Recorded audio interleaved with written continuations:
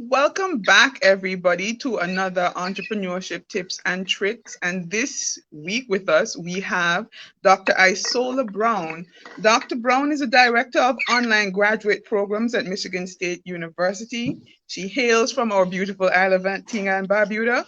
She's a graduate of the Antigua State College and the Antigua Girls High School, the University of Pennsylvania, where she got her bachelor's in chemistry and biochemistry, very heavy stuff, and Michigan State University, where she got her PhD in pharmacology. Dr. Brown, how are you? I am wonderful. Doing better now that I'm talking to you, and thank you for having me on this afternoon. Okay, so Dr. Brown, Yes. when we hear doctor, we think medicine, but hmm you are pharmacology and toxicology. Correct. What is that? So, um, simply put, pharmacology is our understanding of how drugs or compounds or chemicals can impact our body. So you typically think of when people hear pharmacology, they think of Mm, pharmacists, which mm, same root word, so it's understandable why they make that connection. But mm, pharmacology is sort of one step back. It's the people doing the drug development, doing the work and the research to understand the diseases and understand, what's happening biologically to mm, develop these drugs and compounds to treat the diseases. Toxicology, on the other hand, is kind of understanding when those things go wrong. So, what happens when chemicals and compounds negatively impact our body? So, we like to mm, think of it as sort of two sides of the same coin. One is mm, understanding the positive effects of outside compounds on the mm. body, the other is understanding the negative effect from an academic research perspective. Cool. Because in my mind, there's only Mm-hmm. one thing that comes to mind when you say toxicology, and that's Mm-hmm. generally somebody died from something and we're Mm-hmm. waiting on the toxicology report. That's the only that's thing. that's part of it. So the reason that we can run these toxicology reports and we know what to look for in toxicology Mm, reports is because mm, we've done the academic research to say XYZ compound has a mm, negative effect on humans, or too much of something, mm, or maybe too little of something has these negative effects on our life. So that's basically what the toxicologist in the academic setting is doing the research to help us understand where mm, are those toxic limits, how much is too much or how little is too little. mm. Mhm. Interesting. All right, Yeah, so let's back up a little bit. sure. What's a pretty little island girl like you doing in a big place like Michigan? That's a great question, and it's not so long of a story, but it was an interesting journey for me to get here. So, as you mentioned, born and raised in Antigua and Barbuda, Mm, went to high school, Antigua Girls High School for high school, and then mm, did 2 years at Antigua State College after, mm, and then I knew I wanted to pursue higher education in the sciences. That was kind of always my thing in school. I was excited about chemistry and math and those sorts of subjects, so mm, that led me away to UPenn, which is where I did my undergrad degree in mm, chemistry and biochemistry. Um, just kind of took the time when I was in college to talk to people and say, hey, what do you do? What can I do with this chemistry degree? I wanted to think about what I liked doing. I knew mm, very early on I did mm, not want to be a medical doctor. That was not for me. I knew that wasn't my ministry, as they like to say. So I mm, wanted to see what could I do with my interest in science that wasn't necessarily me practicing medicine. And it was mm, actually an advisor in undergrad who brought up the idea of academic research.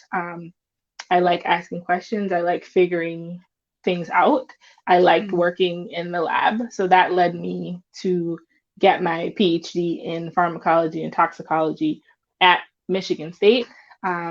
And then did some additional training after I got my PhD. And fortunately, a position opened back up here that allowed me to return to Michigan State now to work in the department as director of online programs and a lecturer in the department. So that was Okay. the short version of a couple years, but if you want more details, we can definitely go into it. Okay. So a lot of people, I mean, here in Antigua, they're Mm-hmm. very limited streams. It's very limited at, what you decide you're gonna do. Most people are not thinking outside of the box. I would have Mm-hmm. never thought to myself, hmm, maybe I would like to be a toxicologist. That was never, the kind of Mm-hmm. thought for me.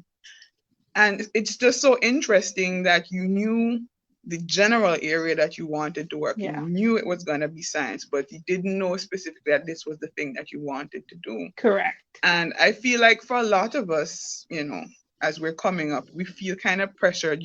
What are you doing? Mm-hmm. What are you going to do? Do you Mm-hmm. know what Mm-hmm. you want to do? Do it now.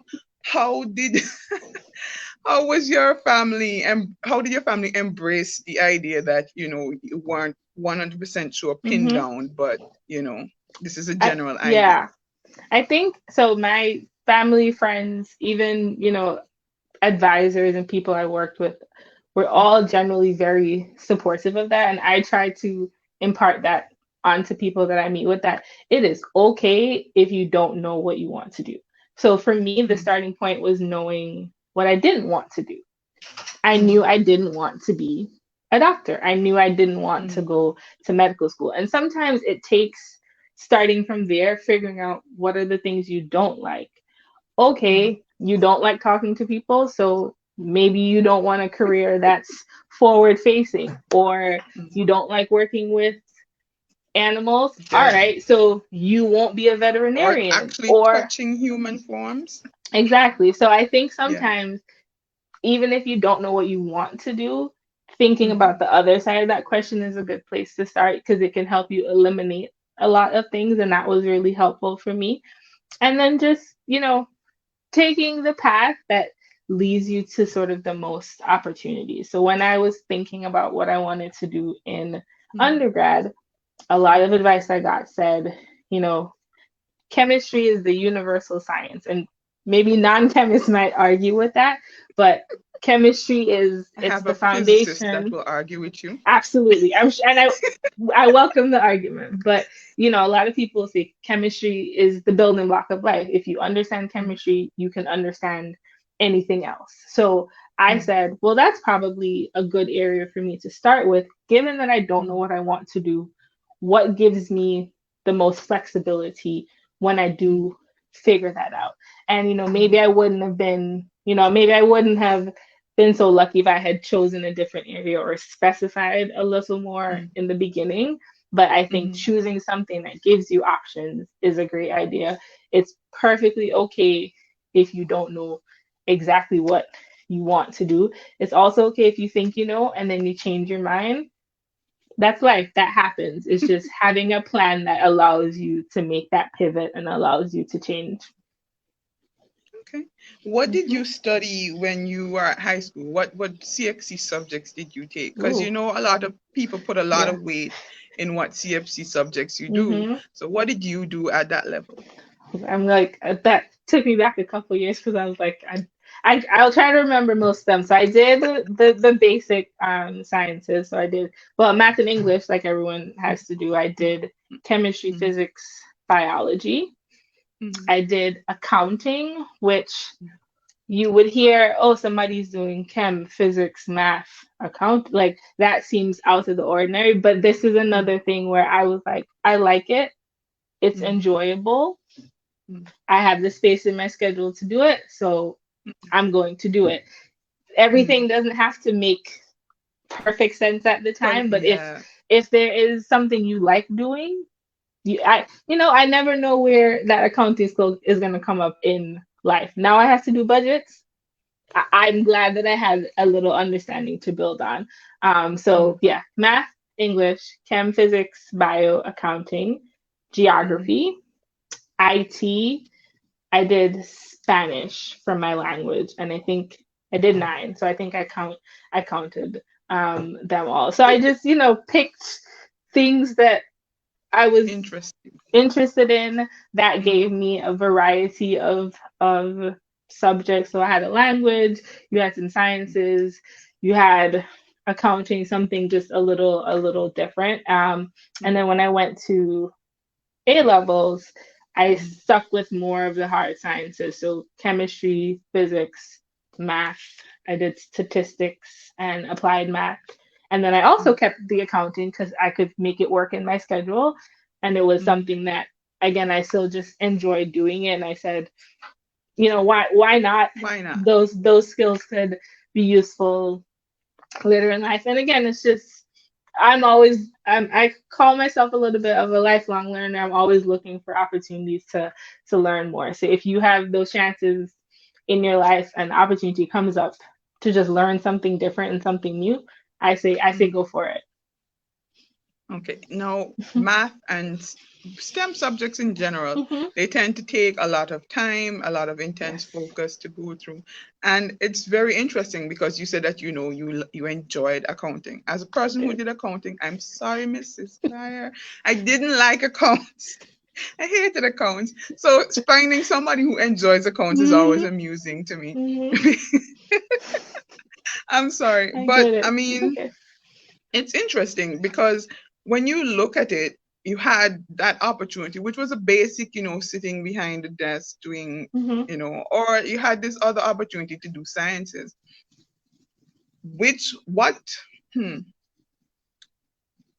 how do you balance all of that? You keep saying that, Yes. you found you had a little bit of time in your Hmm. schedule, Hmm. but how do you balance all of that, especially now with a position such as a director's position? Hmm. It's clearly a lot of work. You're Hmm. lecturing, you're doing Hmm. administrative work, you're advising. Hmm. Where does that leave time for just Isola? When does That Dr. Brown stop and when does Isola begin? 5 p.m. on the dot. I'm kidding. Not really. I wish it was. I wish that was the case. It's hard, admittedly, absolutely, to find time to do everything. Mhm. For me, this is something that I think even looking at how I retold that story and thinking about how I came about doing accounting, where I said, we have to go to school, I have to take these classes, but here's Mhm. something that I like that I want to Mhm. do just for me. So that's something that I've been building into my sort of lifestyle, even Mhm. at 15 years old, thinking about CXC subjects. Can I squeeze in something just for me? So that has stuck with me 15 years later. And I do the same thing now, where yes, when I'm Dr. Brown and I'm on and I give 100% to my work and the students and doing what I have to do, but also Mhm. how can I find time for something just for me? So for me, that's working out is something that I really enjoy doing when the weather permits it here in Michigan. I love going running. And Mhm. that could mean, all right, I have to get up 30 minutes earlier to get that run in before I start my workday. But that sacrifice is worth it for me. So it really is finding the thing that makes you happy, figuring out Mhm. what that one or two, those one or two little things are, Mhm. time management and scheduling them in. Mhm. Sometimes it could be sacrificing one thing for the other. Okay, maybe I only got 10 out of 15 emails done today, Mhm.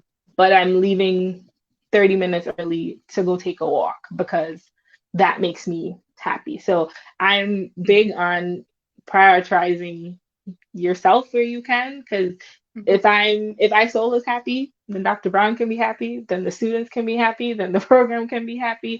So finding those things that work for you, that bring you joy, and then just making the space in your schedule. Nobody is gonna make it for you. I wish Mhm. they could. Nobody's gonna say, oh, I'm gonna cancel this meeting so you can go get ice cream today. But we can say, okay, I'm not gonna schedule any meetings after 4:30 so I can go get ice cream today because that would make me a happier person. That's Definitely. ice cream, going for ice cream and also working out. It's a I balance. see that I see that you're very disciplined with Exactly. your balance. What other hobbies do you have apart from, Ooh, exercise? it's a good one. So I like to read a lot. I'm in a book club with some other professional young women. So Mm, we read a book a month and we meet at the end of the month to discuss it. And that's been really interesting because each month somebody different picks the book. So sometimes mm, I'm forced to read things that maybe I wouldn't have come across on my own, or it's something mm, different from the usual um, genre that I would read. So that's been really fun and interesting. Um, mm, since the pandemic, and I've been inside a little more, I've been doing a lot of one on one hobbies. So I mm. really like making puzzles. That is my other, Making puzzles. or not making them, putting them together. Yeah. Not Oh, not designing. Oh, I wish.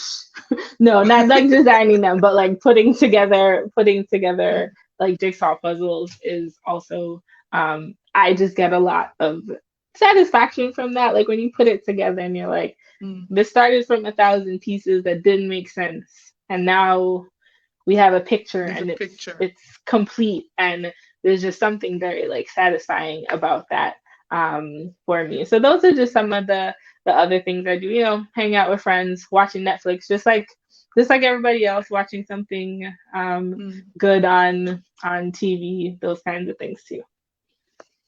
interesting. Yeah. So we've worked very hard. We've gotten the balance of self down.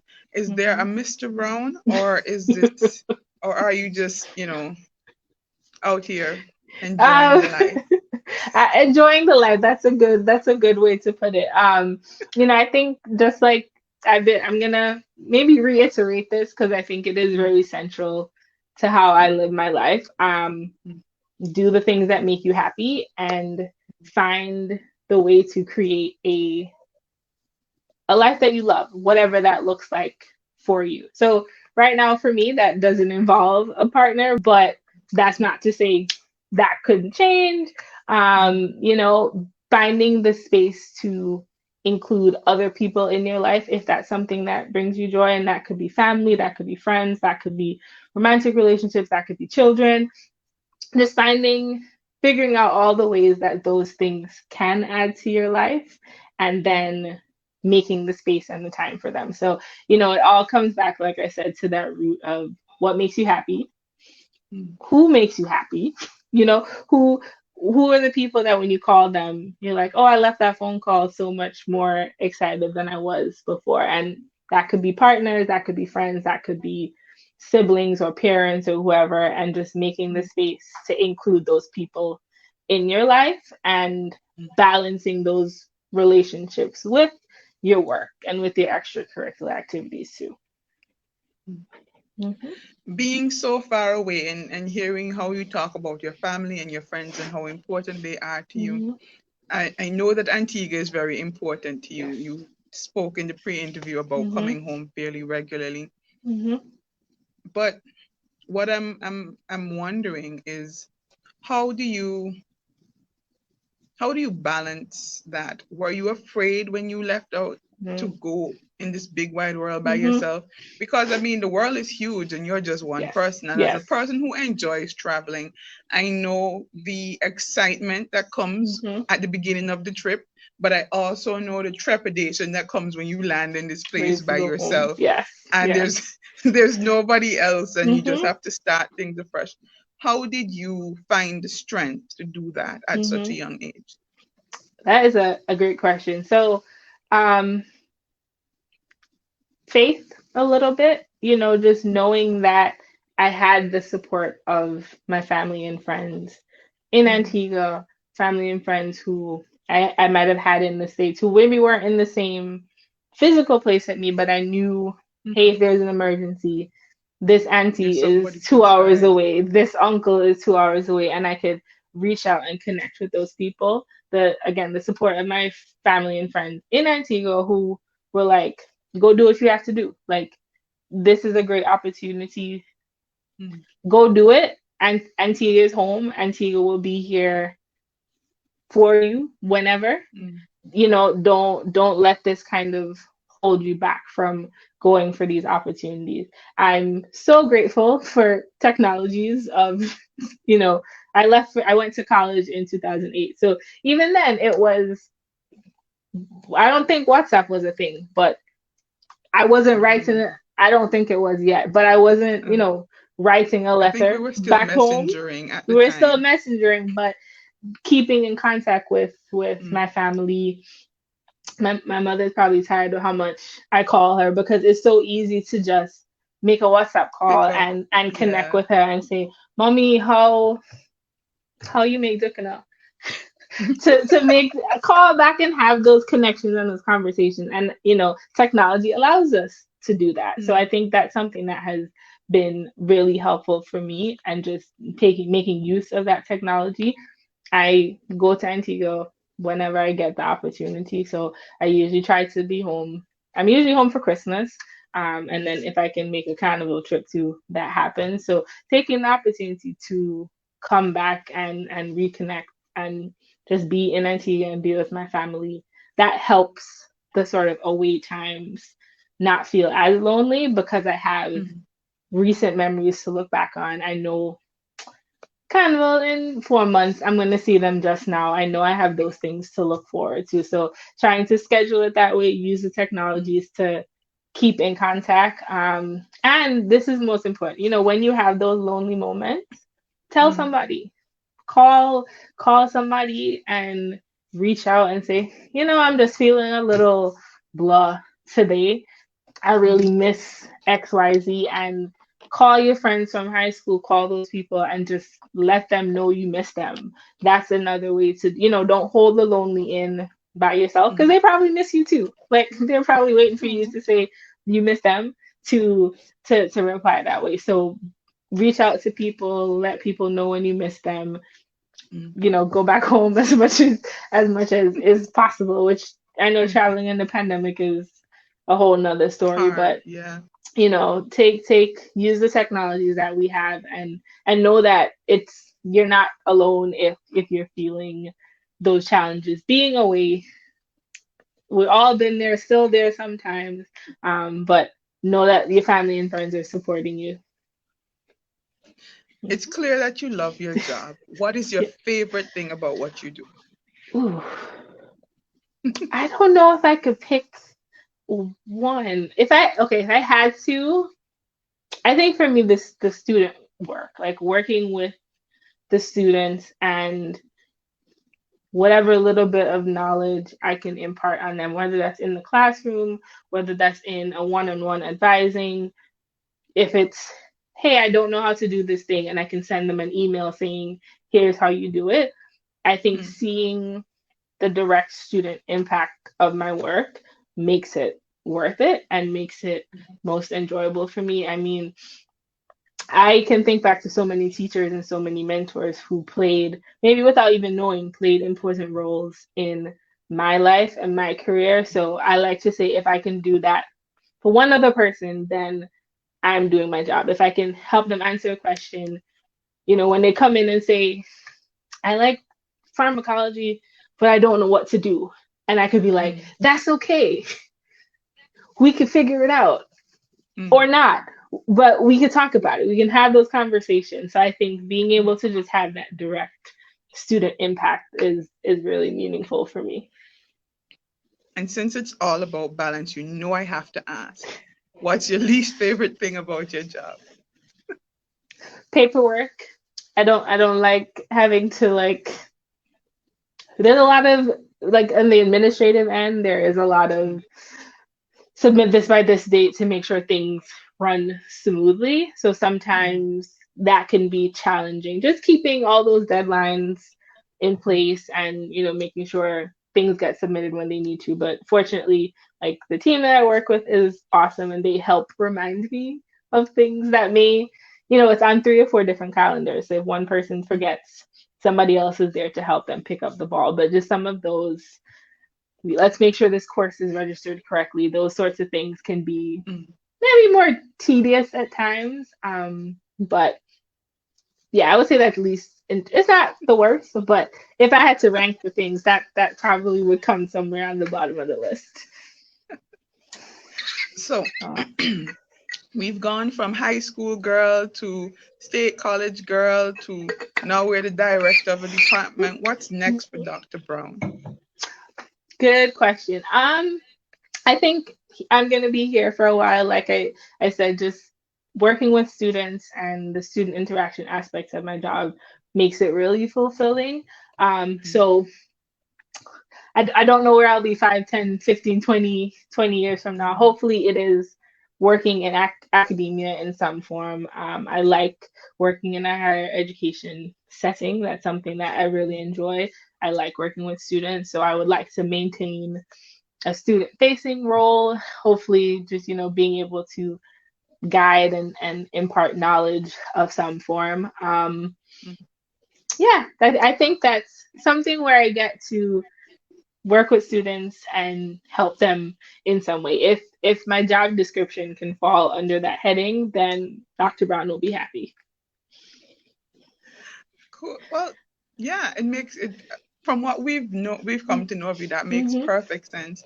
Yeah. But as a lifelong learner, because I know Mm-hmm. you've already said that, Yes.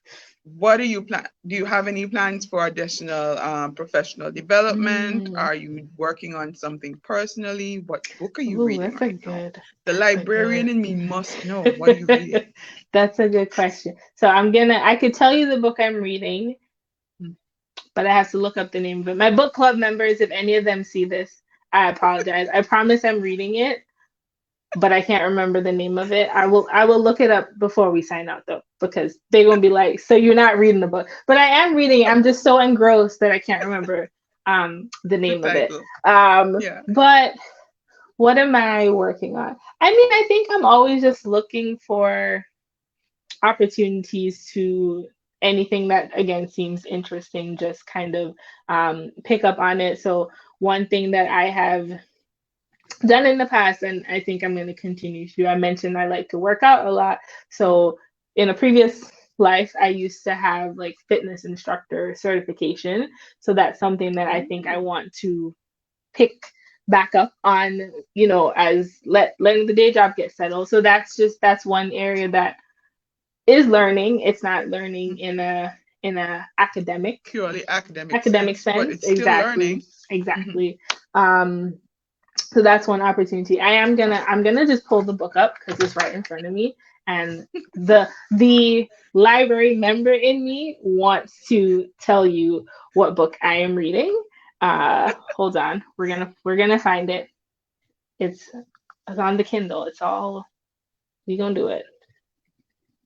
The Lost Apothecary. That's the book that we're reading for book club Ooh. right now. So don't ask me what it's about because I'm not as far in as I should be. But I will finish it before the book club meeting, which is what which is So what if you could at least tell us who the matters. author is so that I can see if it's interesting to Sure. me. So it's Sarah Penner is the author of um the book. The Lost Apothecary by Sarah Penner. So it's interesting so far what I have read, but again, don't ask me to summarize it quite yet. In like 3 more days, I can definitely summarize it for you. I completely understand. The Yeah. first the first couple chapters is always like, what's going on here? And then as you get through it, you're like, oh, I Yes, see, yes, you yes. know. You're But getting into it. I can understand completely. Trust Hmm. me, I Hmm. can.